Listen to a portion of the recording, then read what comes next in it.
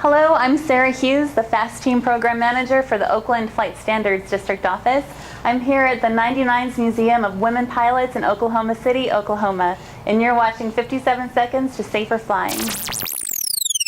For pilots transitioning from simpler aircraft to more complex aircraft, learning the systems, checklists, and staying ahead of the faster aircraft are the issues. In August 2016, a pilot with his wife and two other couples crashed their PA-31. Both engines flamed out at 12,000 feet. 7 minutes later, with the propellers still unfeathered, the aircraft hit the trees 1,700 feet short of the runway. Likely, the airman mismanaged the fuel, then misdiagnosed the source of the failure. His instructor believed the pilot had no training in the accident aircraft.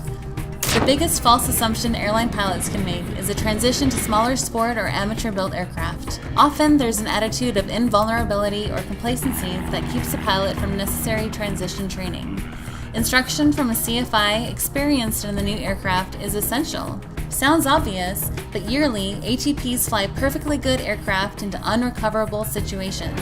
It's all about familiarity, whichever transition you're making. Transitioning means changes, and changes mean differences in flight characteristics and systems.